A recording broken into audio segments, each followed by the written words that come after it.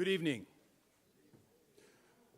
We'd like to begin tonight's program by recognizing and acknowledging that we walk and we build and we live on the traditional land of the Kalispel and Tanaha people, and that it is vital that we are aware of this as often as we can be. My name's Bruce Guthrie. I'm one of the producers of the event tonight, and on behalf of Love Lives Here, we want to welcome you to our annual Martin Luther King celebration.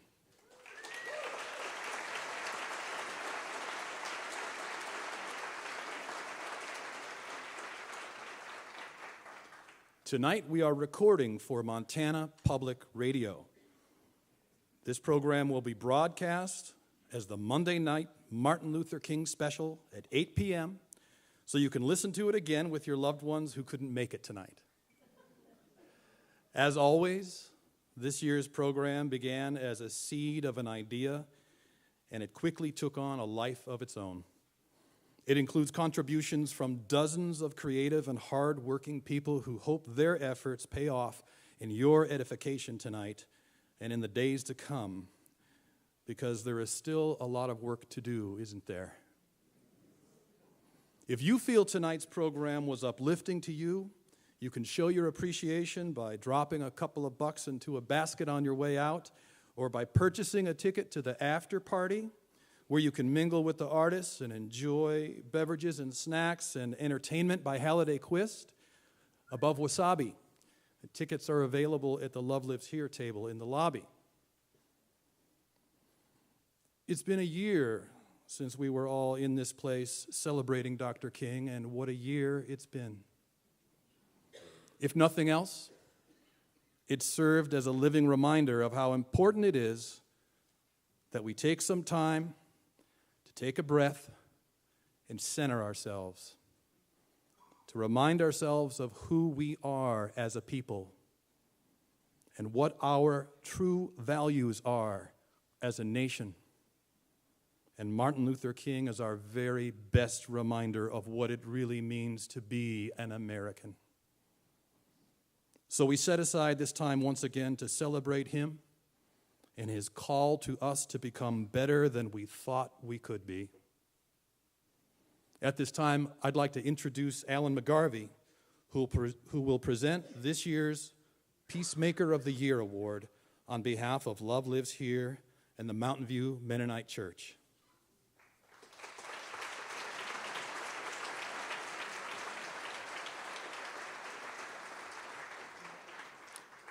This is a peace quilt.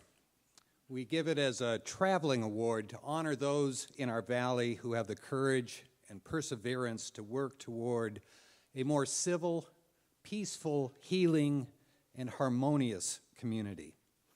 Each year, we recognize a person or organization and present this quilt for them to take home with them for the year.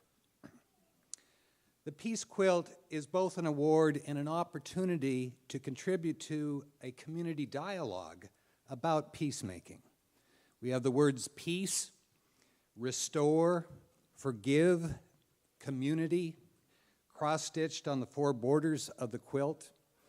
And each year's recipient can add to this conversation. The first year's recipient, the Abbey Shelter, added a patch.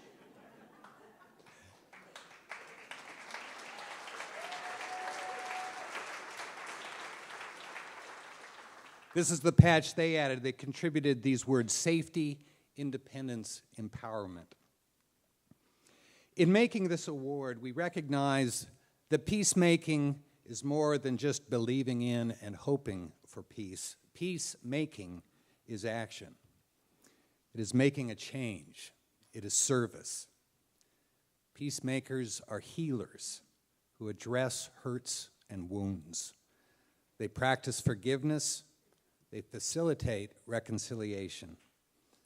Peacemakers serve to address not just the immediate manifestation of discord, but they actively seek the conditions of social justice and human dignity that need to be undergirding it. In the words of Dr. Martin Luther King Jr., whom we honor today, every step toward the goal of justice requires sacrifice, suffering, and struggle. The tireless exertions and passionate concern of dedicated individuals. With those words in mind, it gives me great pleasure to announce that this year's Peacemaker of the Year is Will Randall.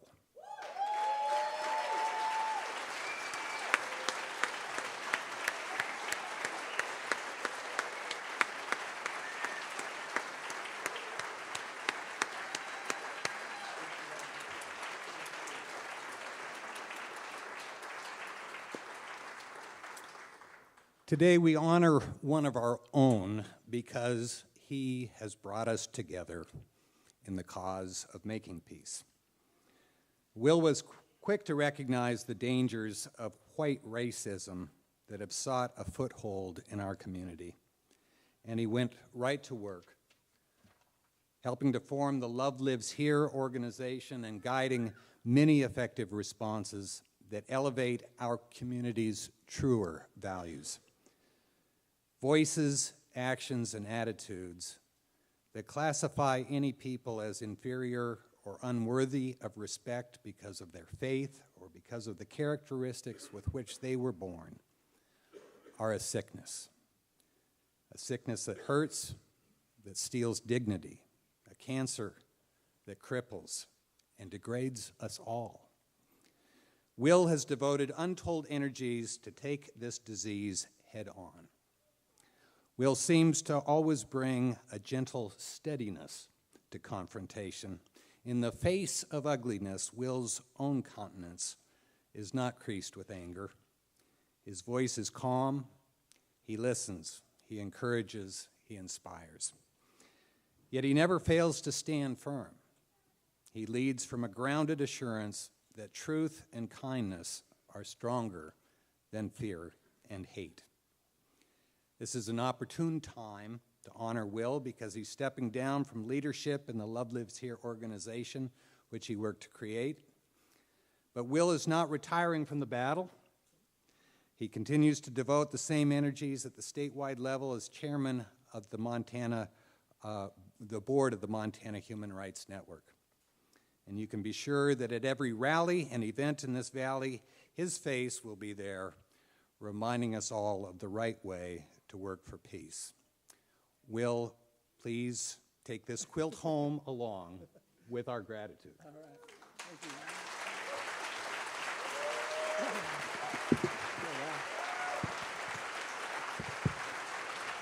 Jeez.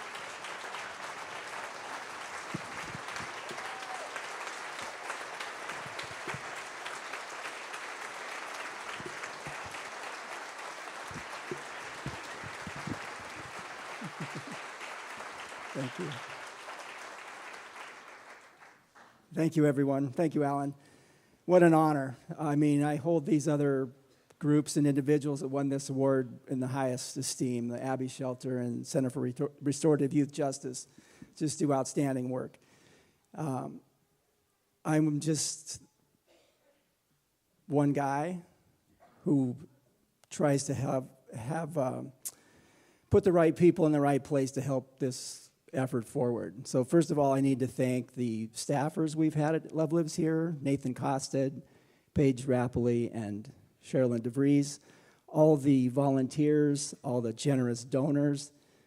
The Montana Human Rights Network has been so important in building us up and supporting us through the years.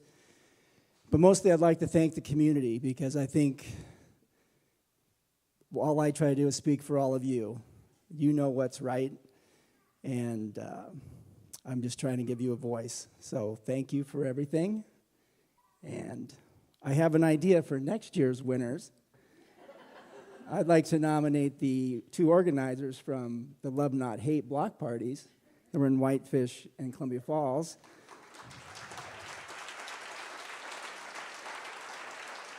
They did some outstanding work to try to bring this community together, and I think they should be at the top of the list for next year. All right, thank you.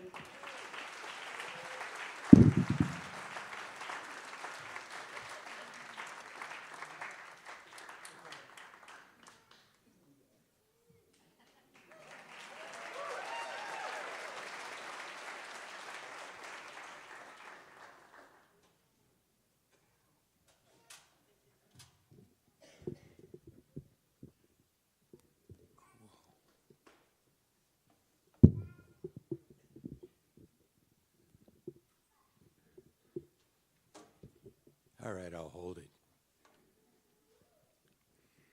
Hi there. I'm Alan Secher, and along with Erica von Kleist and Bruce Guthrie, we're the producers of tonight. If it works, we did it. If it doesn't work, I'm going to blame it on Trump.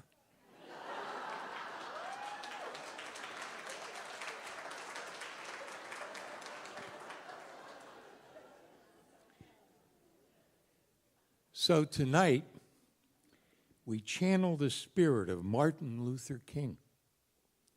50 years since his leaving us, that spirit remains multifaceted and multi-layered. King's legacy includes the radical commitment to nonviolent confrontation from his faith-based view of reality. It includes his deep and abiding belief that other religious traditions and philosophies could inspire people to go to the deepest resources of human spirit and rise above hate. That legacy includes how his leadership inspired generations of Americans, not just the Freedom Riders, but we of this generation continue to call on America to be the best version of itself.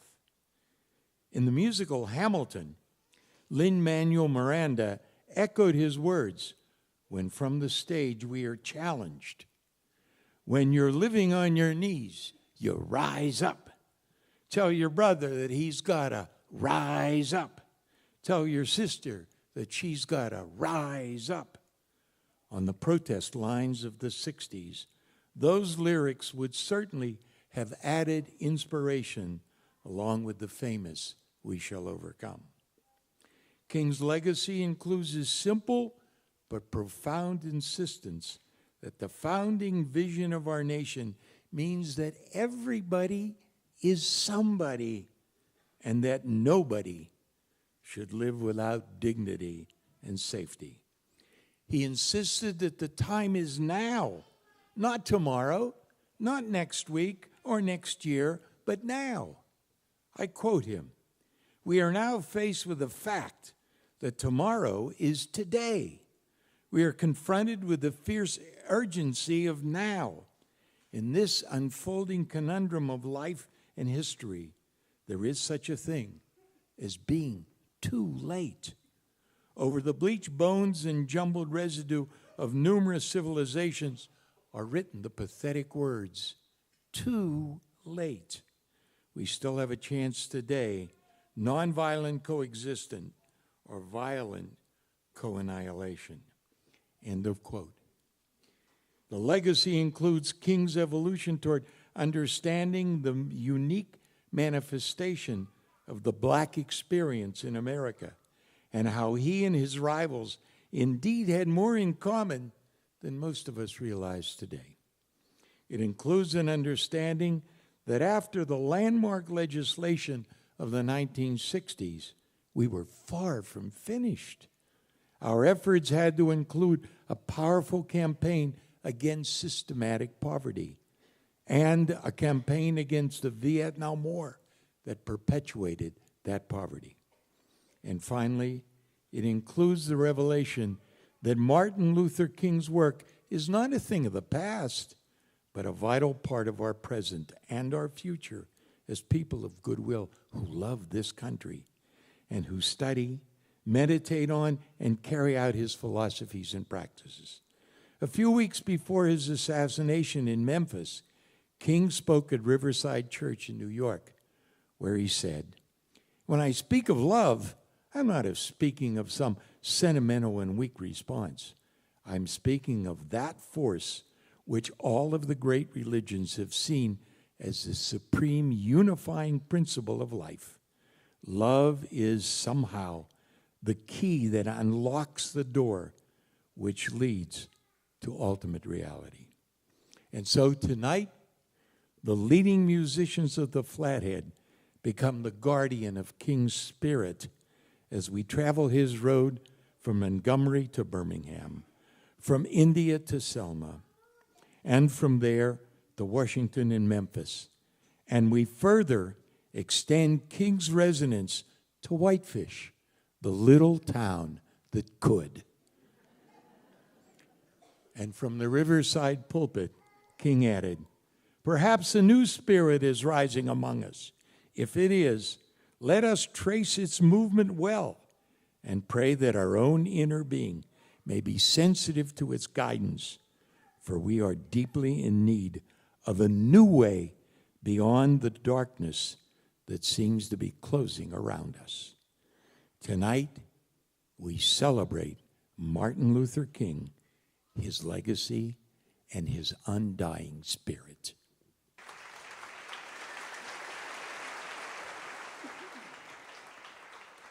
In 1944, 15-year-old Martin Luther King Jr. enrolled at Morehouse College in Atlanta.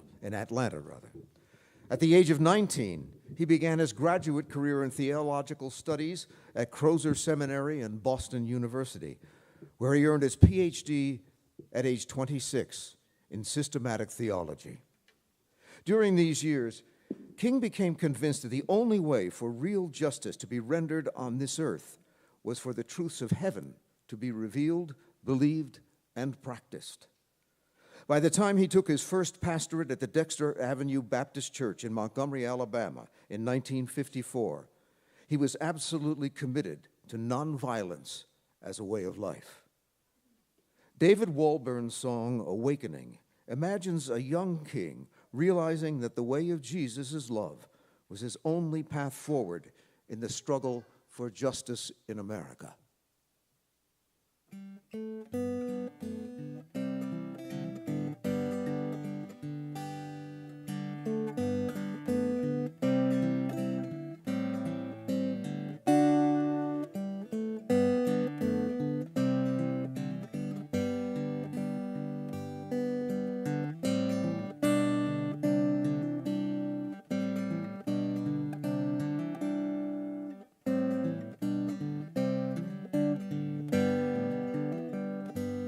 Every time you turn a fist into a hand,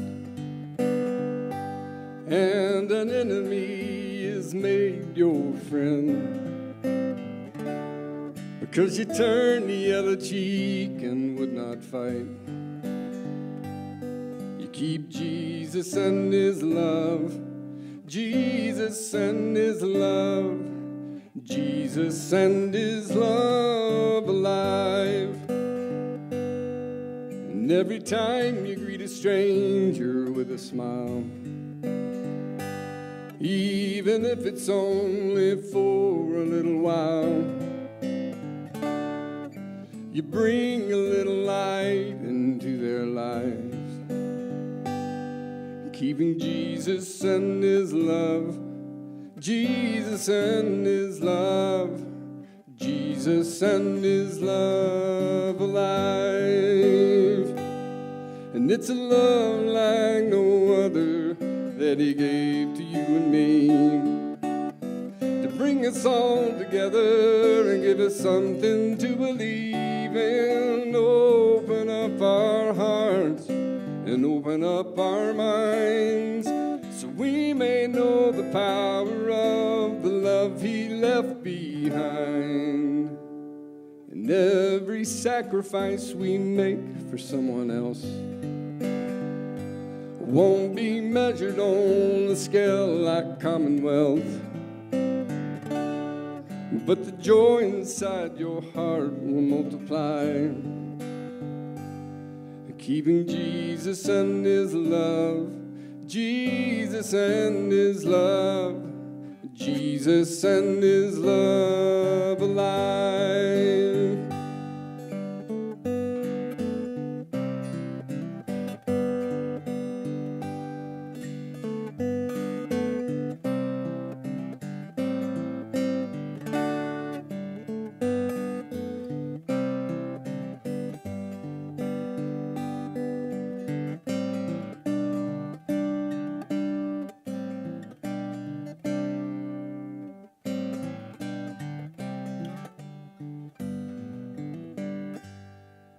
And a heart that's filled with love cannot hate.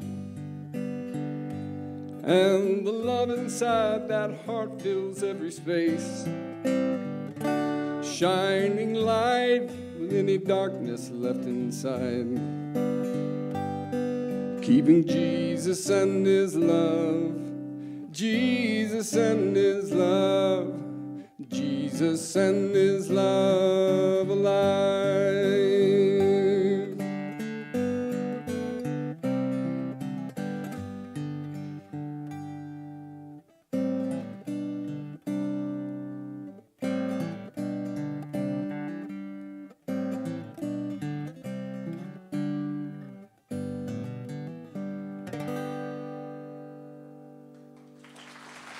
Thank you.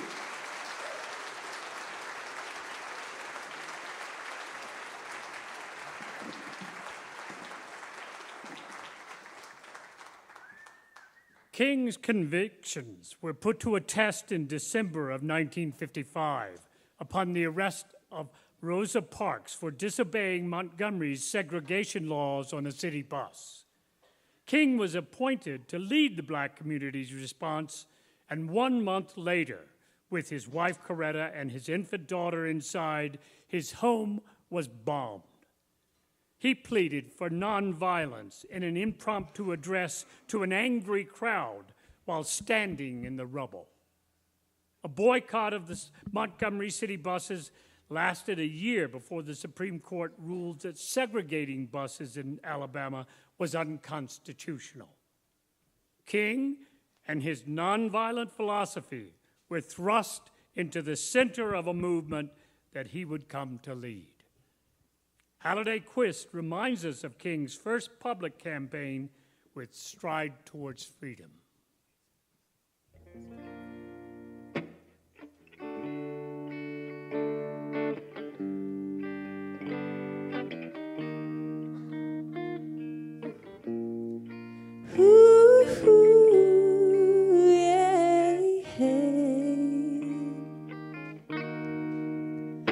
There's been too many days lately where I'm feeling so low. Every time I hear the news, it's more war, more separation.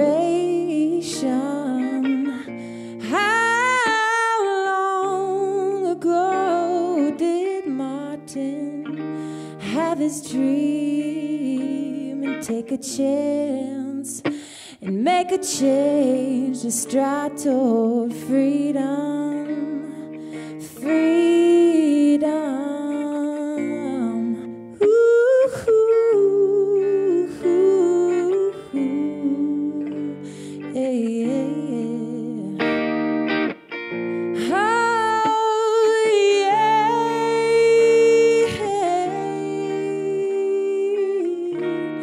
Oh, let's take a chance and make a change for freedom, for freedom, yeah.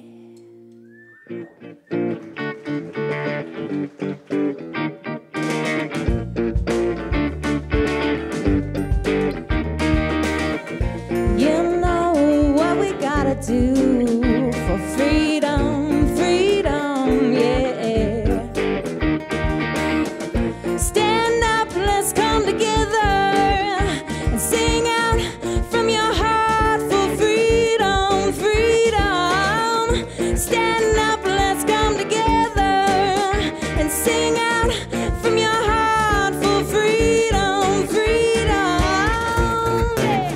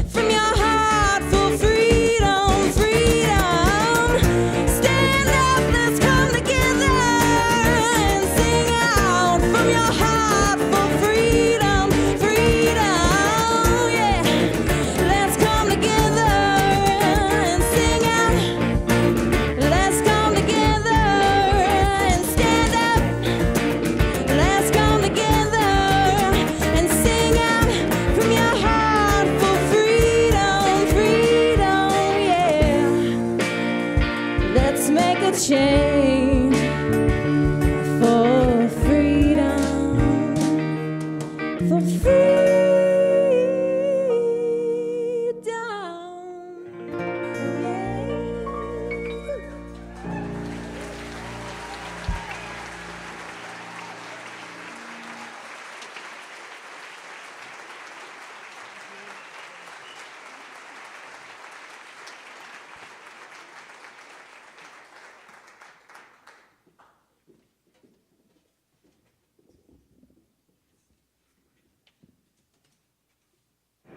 The person who has influenced my life in terms of action more than anybody is Mahatma Gandhi.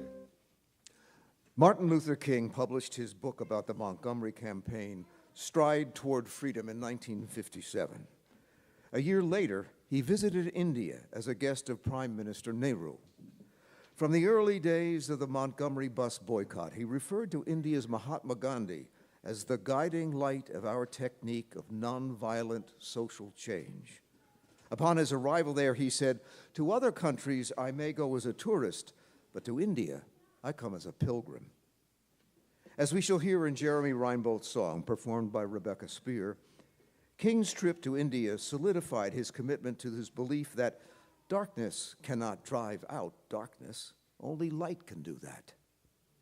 In a radio address made during his final evening in India, King reflected, "Since being in India, I am more convinced than ever before.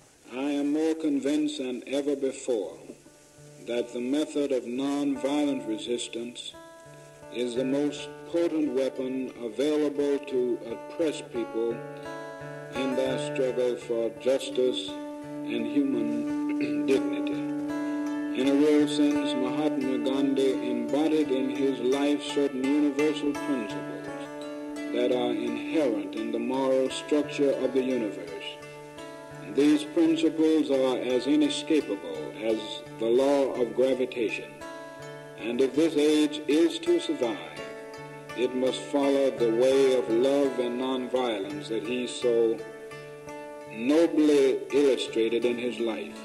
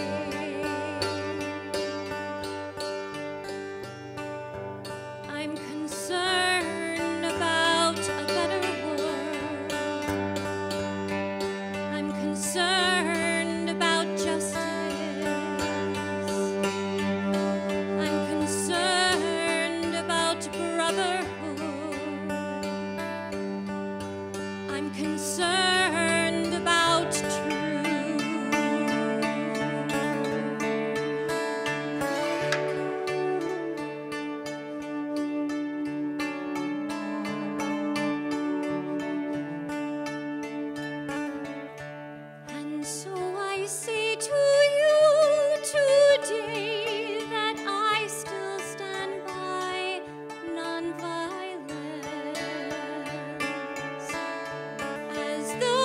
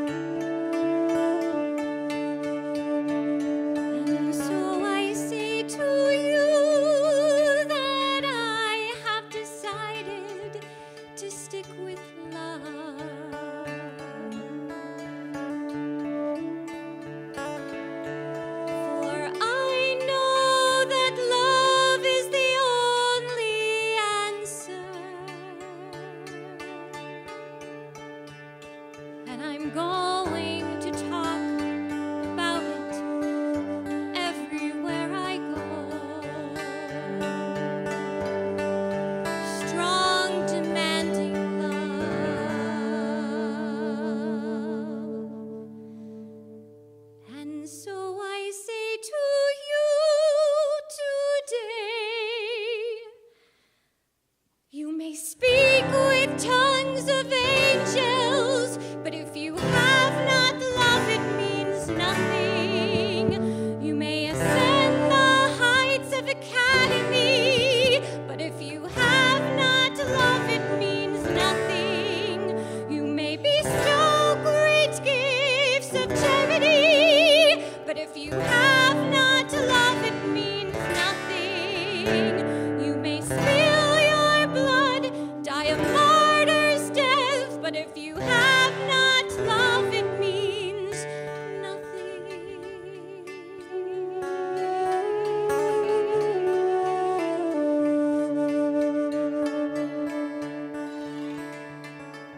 When our days become dreary with clouds of despair,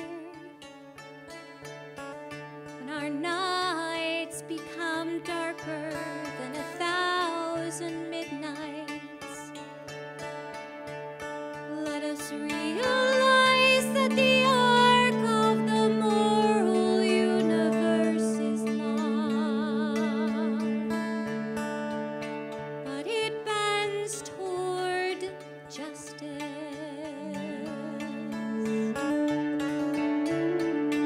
And with this faith we will be able to sing in some not too distant tomorrow, with a cosmic past tense. We have overcome.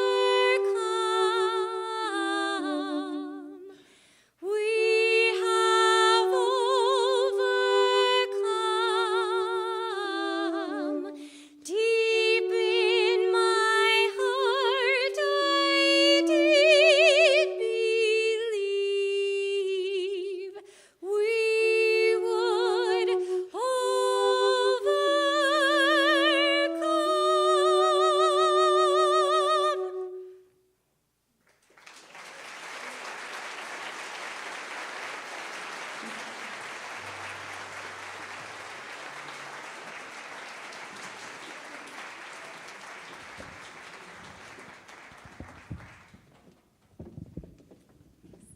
On May 4th, 1961, an integrated group of activists left Washington, D.C. on a bus tour to challenge segregated travel facilities in the South.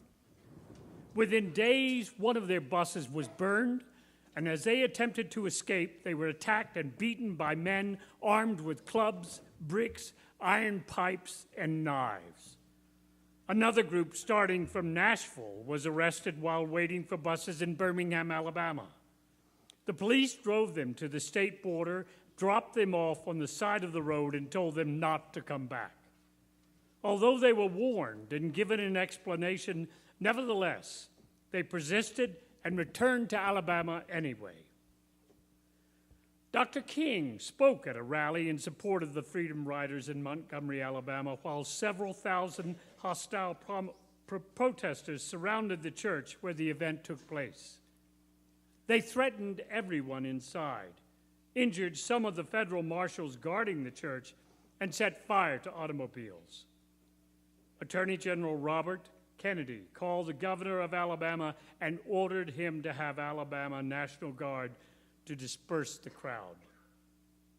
After a long summer of travel under the constant threat of violent attacks, the Freedom Riders were triumphant in September of 1961 as the Interstate Commerce Commission banned segregation at interstate travel facilities. The traditional music of the black church was a soundtrack to the civil rights movement. So Shyamali and Sanjaya Malakar pay tribute to the Freedom Riders with one of the inspirational hymns that motivated those courageous witnesses, "If I Got My Ticket."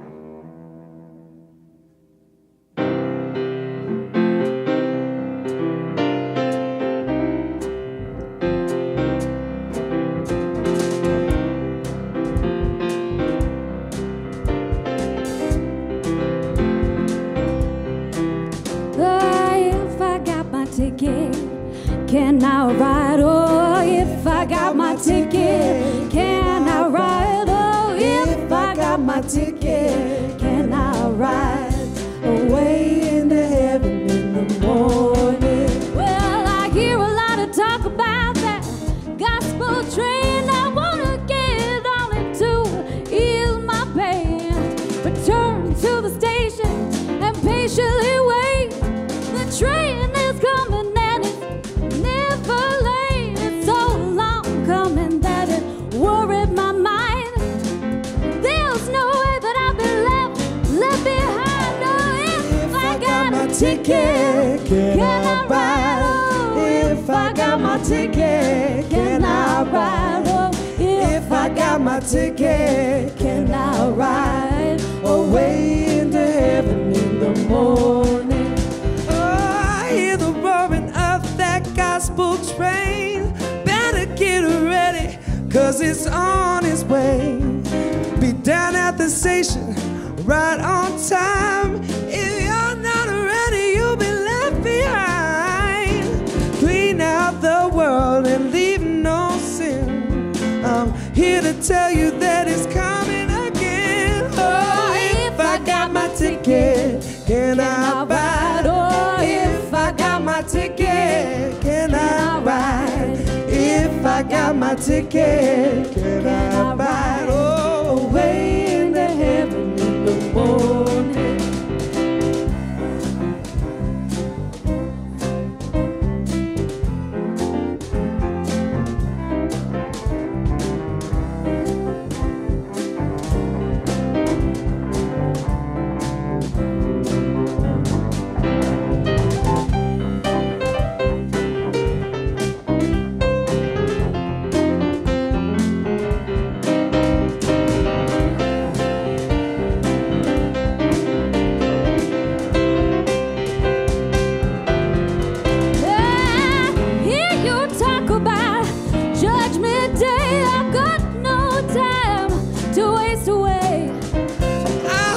To be ready when that train comes.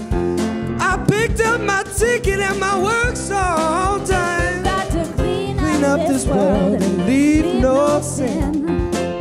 Tell me, baby, will you get in? If I get my ticket, can I ride? Oh, if I got my ticket, can I ride? If I got my ticket, can I ride? Away into heaven in the morning. Away into heaven in the morning. Right away into heaven in the morning.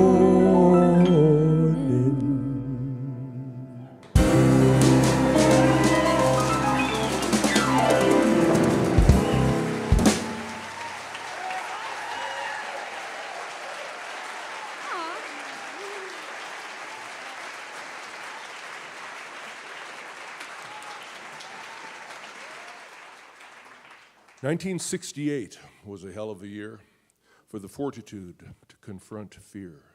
Civil rights in Vietnam, harsh reckonings for Uncle Sam.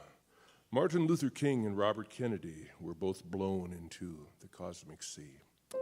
From the drifting embers of love and hate, we were summoned to recalibrate. Through drifting embers of love and hate, we were summoned to recalibrate. It's been nearly a half century since a human rights salute by three spiritual brothers who brought surface to the truth.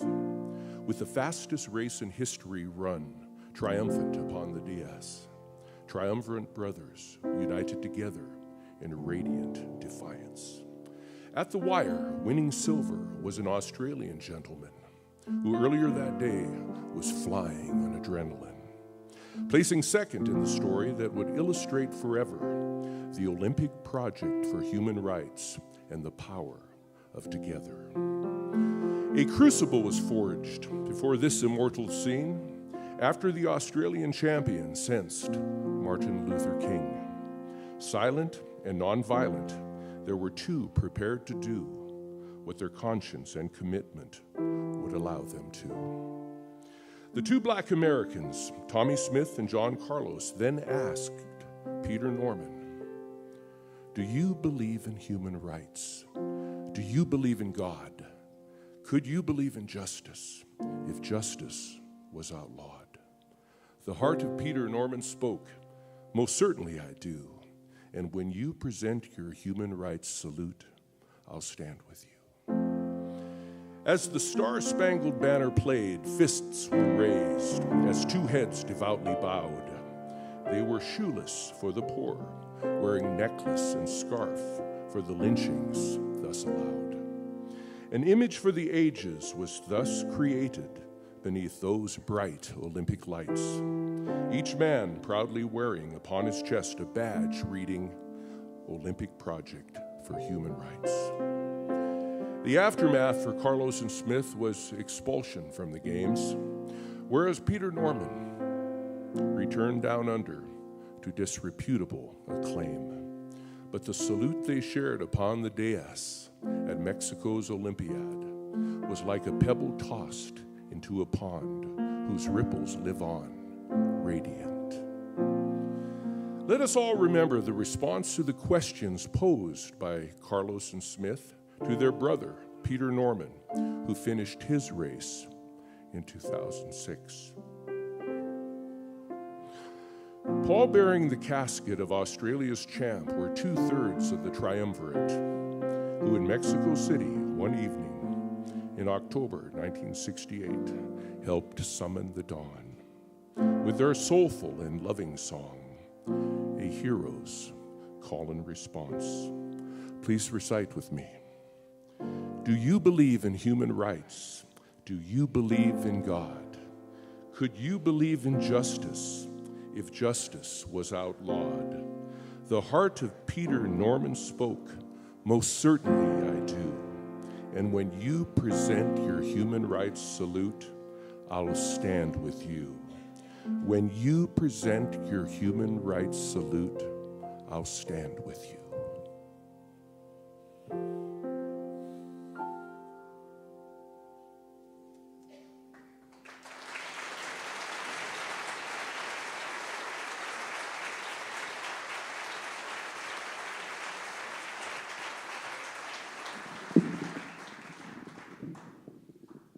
The March on Washington for Jobs and Freedom was first proposed in 1941 by A. Philip Randolph to protest employment discrimination in the war industry. That march never took place because Franklin Roosevelt's swift action by executive order to force employers to hire people of all races. 22 years later, Randolph and Bayard Rustin renewed the idea for a march on Washington. The event attracted more than 200,000 demonstrators to the Lincoln Memorial.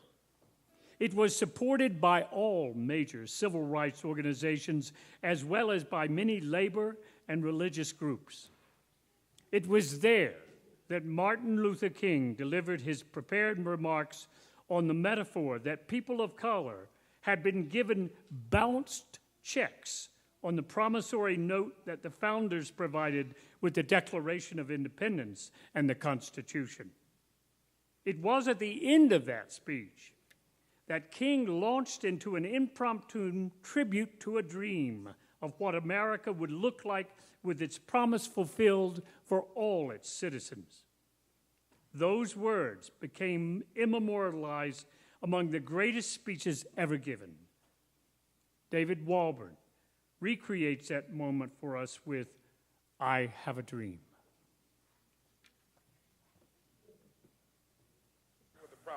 At the very same time that America refused to give the Negro any land, through an act of Congress, our government was giving away millions of acres of land in the West and the Midwest, which meant that it was willing to undergird its white peasants from Europe with an economic floor. But not only did they give the land, they built land-grant colleges with government money to teach them how to farm. Not only that, they provided county agents to further their expertise in farming. Not only that, they provided low interest rates in order that they could mechanize their farms. Not only that, Today, many of these people are receiving millions of dollars in federal subsidies not to farm, and they are the very people telling the black man that he ought to lift himself by his own bootstraps.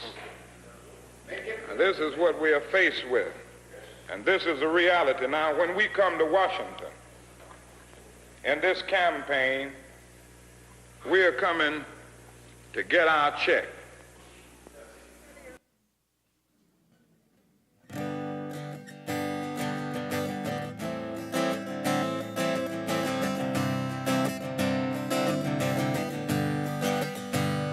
Felt God's love, then I heard his words. Son, I gave you a voice that will be heard.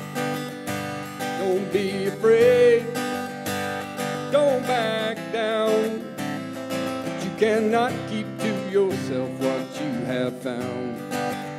You must tell the world of your dream. You must shine your light. Show them the way, give them hope.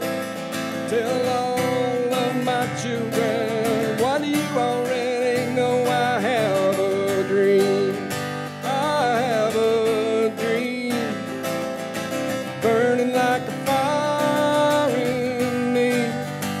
I have a dream, oh, I have a dream. One day God's children will let freedom ring. I have a dream.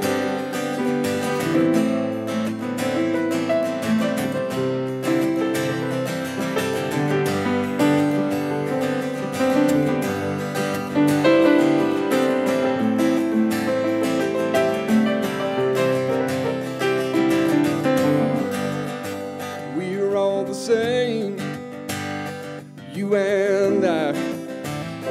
We're not black or white in God's eyes. But these chains that bind my feet, they are chains that bind all our destinies.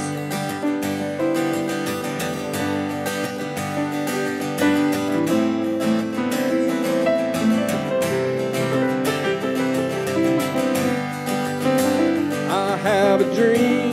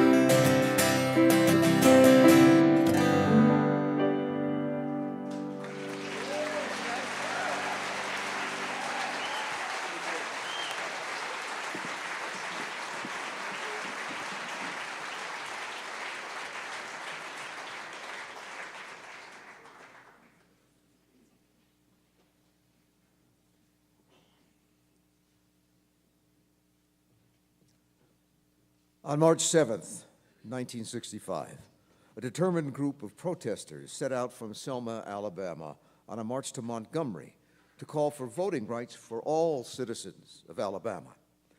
The authorities decided to stop the march at its source by blocking the Edmund Pettus Bridge, the only way out of town towards the Capitol. The marchers were violently attacked by the Alabama National Guard. 2 days later, Martin Luther King arrived in Montgomery and led a second attempt at a march. It was stopped again, this time without violence. Upon President Johnson's denunciation of the violence and his seizing of the Alabama National Guard from the governor, The demonstration was successfully completed on March 25th. But the cost of that victory in brutality and suffering has not been forgotten. Andrew Young describes the aftermath of that first march in what has become known as Bloody Sunday. Erica von Kleist, accompanied by Lee Zimmerman in her poignant instrumental entitled The Edmund Pettus Bridge.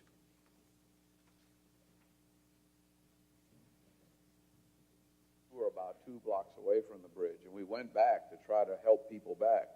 But the police were riding along on horseback, beating people, and the tear gas was so thick you couldn't get to where people were in need of help. And so we really had to turn the church into a hospital just to get people back to their senses, and it was a horrible 2 or 3 hours.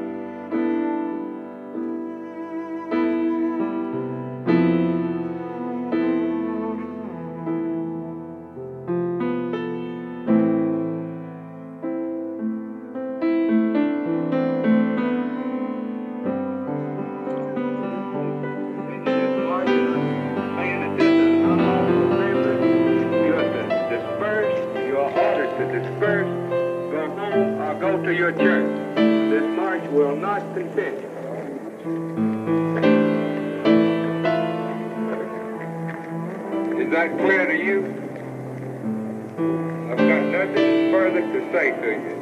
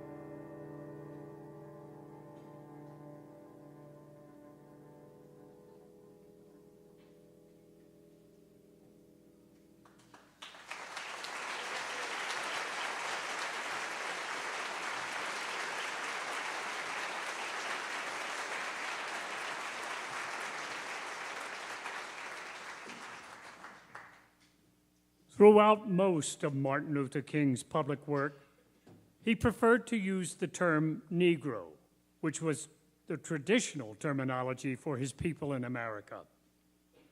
Malcolm X, a leader in the Black consciousness movement, was gaining popularity as he introduced a different kind of radicalism than King was proposing.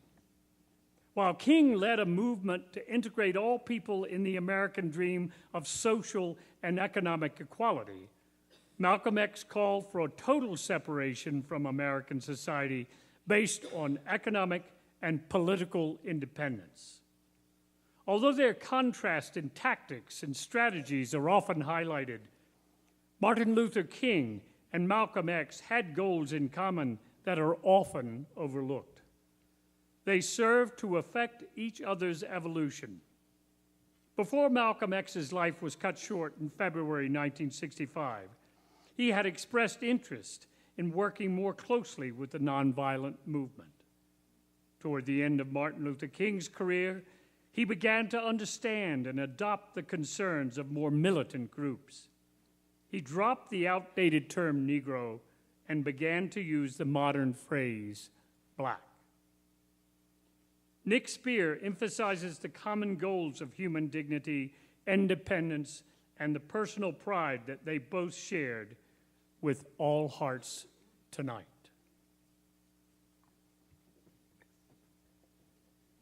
Who taught you, please, who taught you to hate the texture of your hair? Who taught you to hate the color of your skin to such extent that you bleach to get like the white man? Who taught you to hate the shape of your nose and the shape of your lips? Who taught you to hate yourself from the top of your head to the soles of your feet? Who taught you to hate your own kind? Who taught you to hate the race that you belong to? So much so that you don't want to be around each other. No, before you come asking Mr. Muhammad, does he teach hate, you should ask yourself who taught you to hate being what God gave you. Don't let anybody take your manhood. Be proud of our heritage. As somebody said earlier tonight, we don't have anything to be ashamed of. Somebody told a lie one day. They couched it in language. They made everything black, ugly, and evil. Look in your dictionary and see the synonyms of the word black. It's always something degrading and low and sinister. Look at the word white. It's always something pure, high, and clean.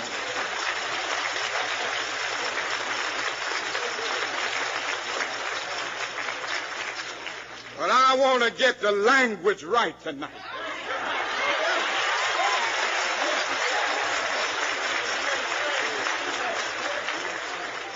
I want to get the language so right that everybody here will cry out, yes, I'm black, I'm proud of it, I'm black and beautiful.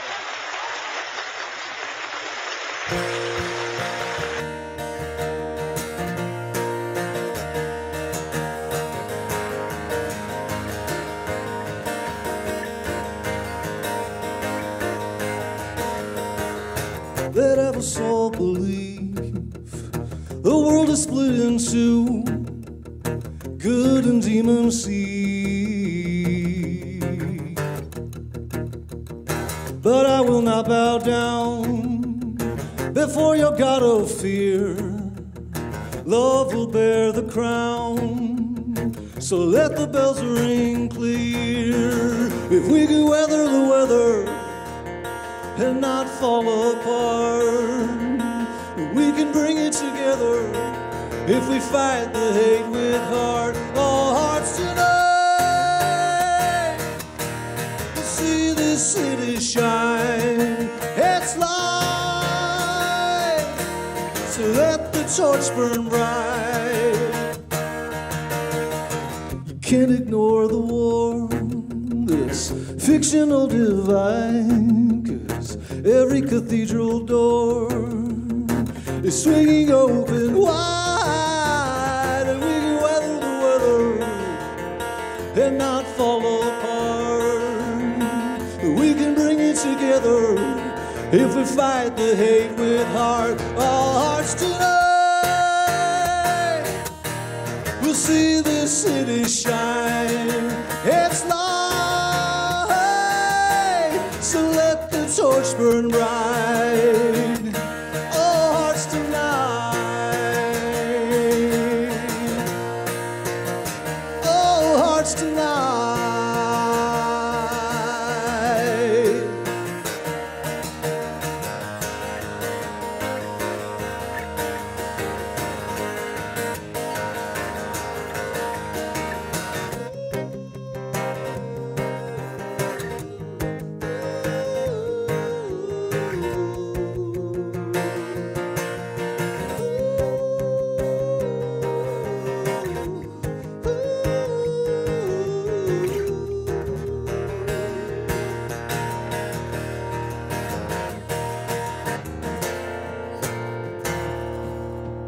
Guilt for their own desire, they crucify on barbed wire.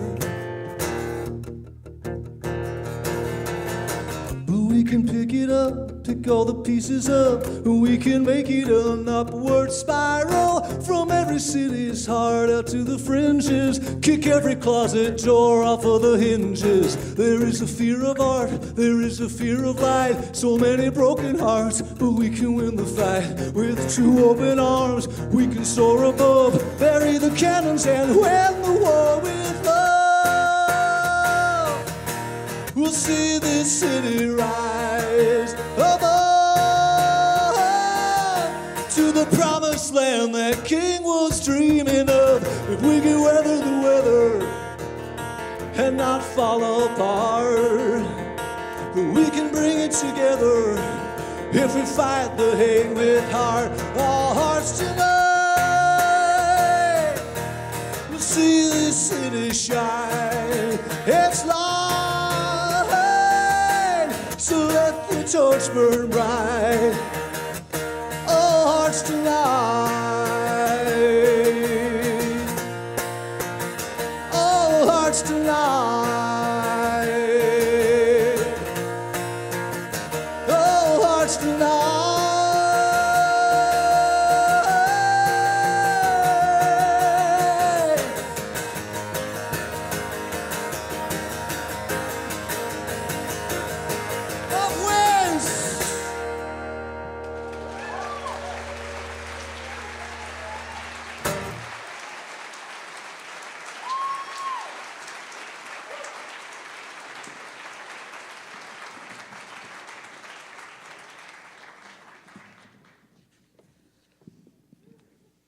After the passage of the Civil Rights Act in 1964 and the Voting Rights Act of 1965, many thought the goals of the civil rights movement had been met. But with inequality still endemic throughout the country, Martin Luther King knew that the struggle for social justice was only just beginning its most difficult phase. He turned his attention to unfair housing practices in major cities like Chicago and Los Angeles. He called for programs to create opportunities for employment and education in the poorest places in America. He questioned the policies and practices that led the United States into the war in Vietnam by asking why America's poor were so disproportionately represented in the military. In short, he turned the spotlight of morality from the blatant human rights abuses in the South towards the systemic injustices built into the American nation as a whole. It was a risky decision to go this way. His popularity suffered, but he could not allow the nation to be complacent simply because it had ended the unjust segregation of the American South. Brent Jameson's Brother Man illustrates the issues then and now that King called for the nation to engage with.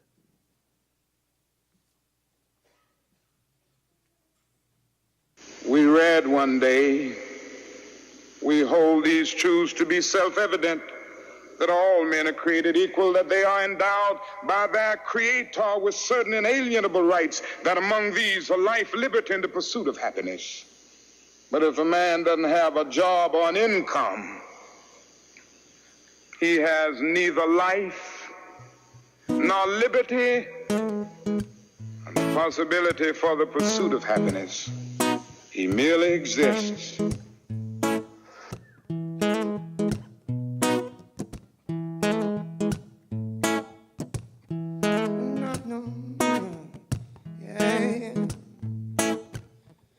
You know his people will be a-stopping down in the street. You be living your selfish ways, routines, and your monotony. And you walk on by, little girl with a tear in her eye. Show her your empty hands while your pocket's so light. Yeah, you know my mother's waiting down in welfare lines. You know my father's hoping unemployment will come on time, yeah. Hey, Mr. Congressman, Mr. Government Man, can we all get an invitation? Next party you plan, hey. Brother man, I do now bleed. And brother man, we shall be free. Brother man, I do believe, oh, now in a better way. Yeah, yeah. Oh, now in a better way. Say, ma, you got something to say, y'all. Oh, something to say. Yeah. Let me tell you, we got killing fields and oil spills. Blood red on the sand. Another useless war in the name of your Uncle Sam. We gonna wave our colors, a red, white, and blue, no, over another innocent life taken from my youth. You see, Martin Luther said, he said, a lie cannot live, no. And a man who ain't willing to die for something ain't fit to live. So what you got to give, yeah. Oh, it's up to you, it's up to you. There's no love in I, yeah. If there's no love in you, hey, yeah. Brother man, I do now bleed. And brother man, we shall be free. Brother man, I do believe, oh, now in a better way, yeah. Let the children pray, let them play what he said.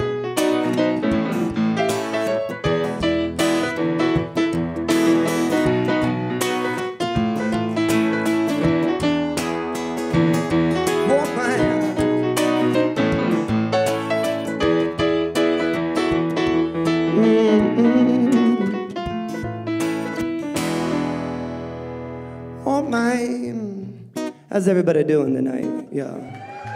How's everybody doing? Y'all are beautiful. Give yourselves a round of applause for supporting such a great community. Yeah. Y'all, music's about harmony, y'all. It's about coming together as a community. So I wrote this song in 2009 when it crashed, and Martin Luther King's always inspired me, so I threw him in this song, and I got this little saying right here, and I'd like for y'all to sing it if y'all would like to sing along. You guys want to sing along?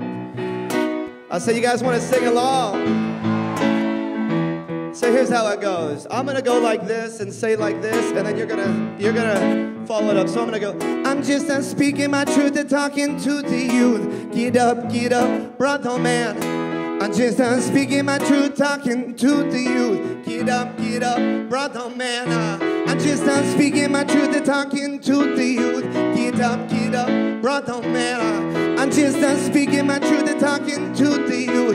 Get up, brother man. I'm just speaking my truth and talking to the youth. Get up, brother, what? I'm just speaking my truth and talking to the youth. Get up, brother man. I'm just speaking my truth, talking not to the youth. Get up, brother man. I'm just speaking my truth. no. I said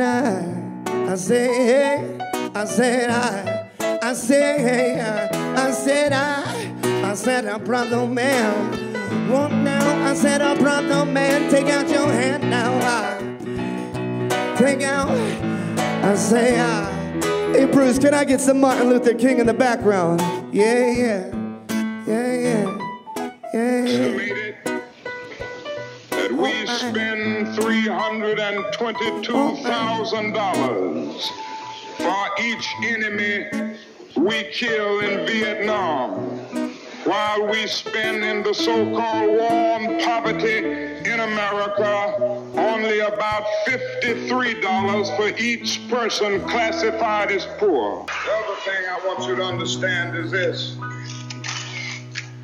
that it didn't cost the nation 1 penny to integrate lunch counters. It didn't cost the nation 1 penny to guarantee the right to vote. But now we are dealing with issues that cannot be solved without the nation spending billions of dollars and undergoing a radical redistribution of economic power. Yeah. Thank you.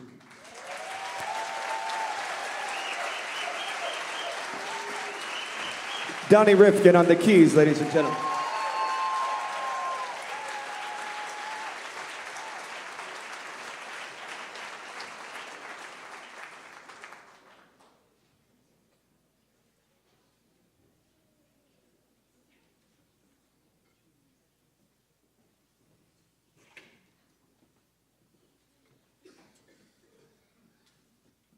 On April 4th, 1968, at age 39, Martin Luther King left this world. The movement that he helped create was at a critical stage at a complicated time in America. With the void he left, the movement struggled. The responsibility to inspire new generations of activists fell to other leaders who had varying degrees of success. No individual could bring the kind of moral clarity to issues that King had. No other leader could inspire people to stand up nonviolently with universal conviction. King knew that he might not get to the promised America. He acted out of the unshakable belief that the universe was on the side of morality and that the movement would carry on with determination and goodwill of Americans who were willing to carry on the fight. And in the 50 years since his passing, it has indeed carried on. Rob Quist expresses his truth with Martin Luther King. We've got some difficult days ahead. But it really doesn't matter with me now, because I've been to the mountaintop. I don't mind. Like anybody, I would like to live a long life. Longevity has its place. But I'm not concerned about that now. I just want to do God's will. And he's allowed me to go up to the mountain. And I've looked over and I've seen the promised land. I may not get there with you, but I want you to know tonight that we as a people will get to the promised land.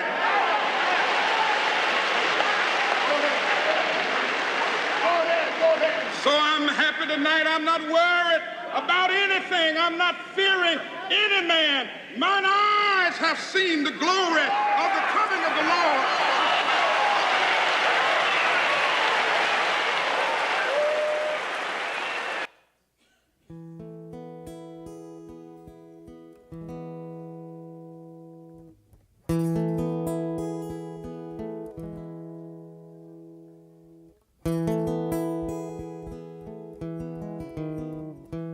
Oh, Martin, you done it fine. You took some old ideas made some new birds rhyme, and oh, Martin, you took the chance. And those that followed you, we learned a brand new dance. Oh, Martin Luther King,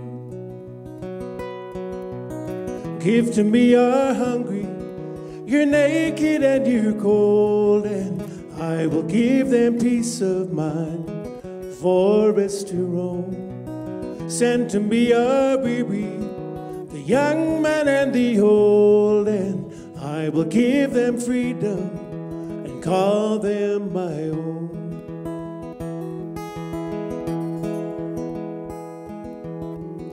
But oh, Martin, they say we failed.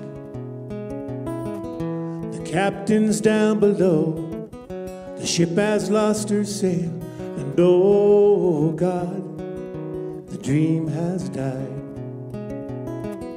For in our victory song you hear those black men crying, oh, Martin Luther King.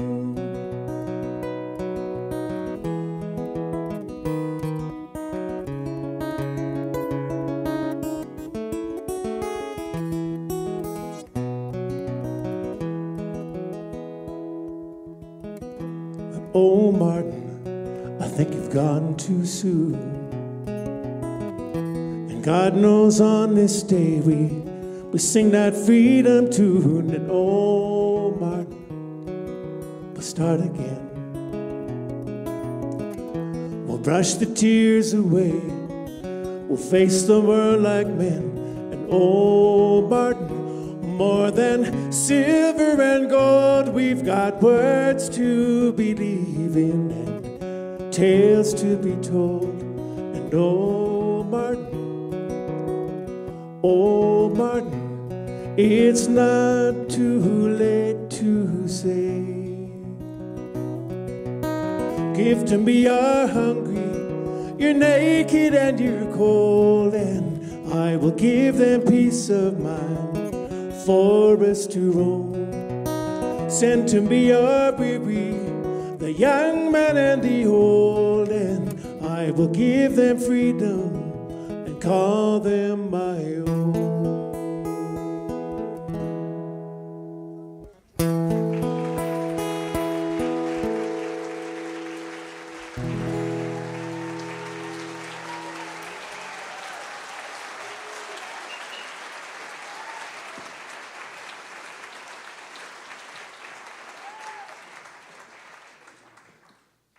The effect of Martin Luther King on America was on full display a year ago here in the Flathead Valley.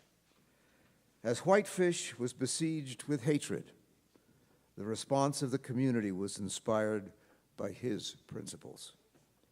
This beloved community, as King was fond of saying, drove out hatred with love and darkness with light. Erika von Kleist's choral piece, A Silent March, was written to capture the spirit of the people of Whitefish.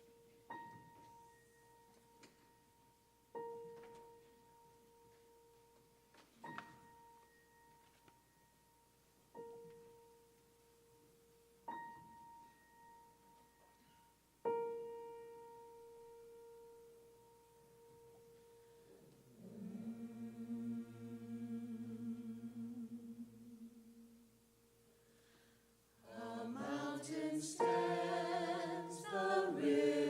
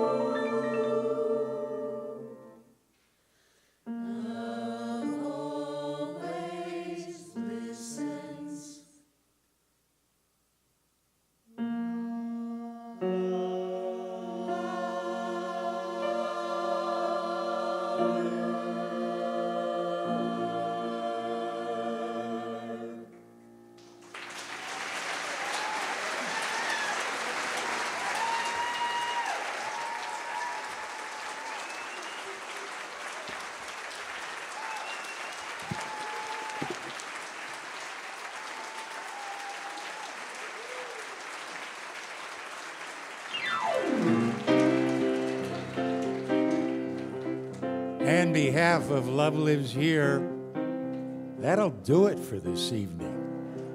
What a night. And so, thanks to Erica.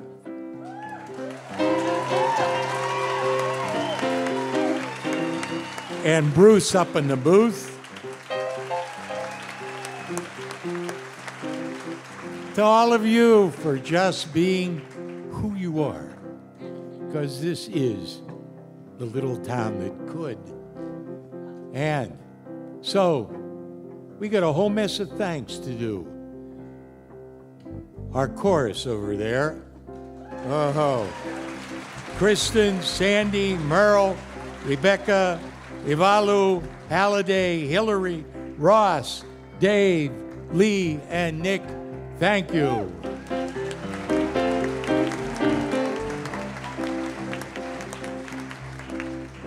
To David Ackroyd and Jere Hodgin, our narrators. Hey, take a bow, guys. You're entitled. That's it. And David Walburn, where is you? Come on. Halladay Quist.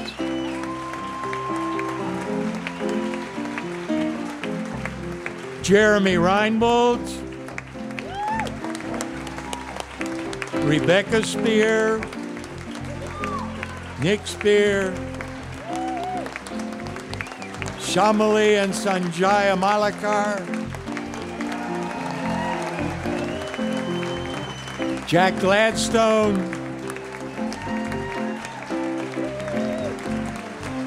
Nick Spear. Brent, Jameson, and Donny Rifkin. Rob Quist.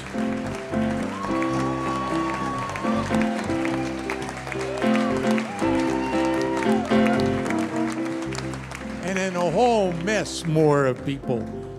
We want to thank those up in the booth because they're way up there making sure everything down here happens.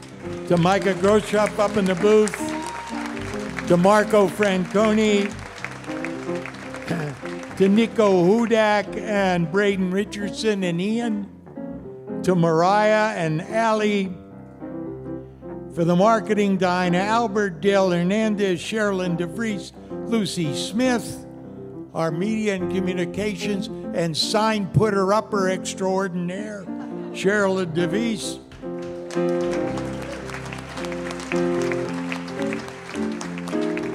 We want to thank our donors because that makes this possible, and that makes it possible every year to do this for no money. And you can imagine it cost a penny or so to put this on. To Mark and Kate Nevis, who gave us a huge matching grant. To the Rotary Club of Kalispell, to Lucy Smith, the Montana Human Rights Network, to Donald Bates, David LeBeau, Paige Rappelet, Wasabi Sushi Bar, Joanna Royston, Carol Bayer Ward, Bonsai Brewery, and Abruzzo Italian Kitchen. A grateful thanks to all of you, and we will tell you there will be baskets at the door. If you can, that would be absolutely super. Love Lives Here is a nonprofit organization, and we want to continue doing the work that's in our hearts, in our soul, in our being. And our grateful thanks to the Whitefish Schools and to the Performing Arts Center, David Pickerel, manager. And to let you know, a video of this production will be available starting Monday up on YouTube and on the Love Lives Here website. And the program Monday night at 8 o'clock on Montana Public Radio. If you need to know, it's 90.1 on your FN dial if you live in Kalispell, and 91.7 in Whitefish. Michael Marsolik, program director, and thanks to Joe Brown, our engineer tonight, and thanks to all of you. It's been one hell of an evening. Thanks and good night.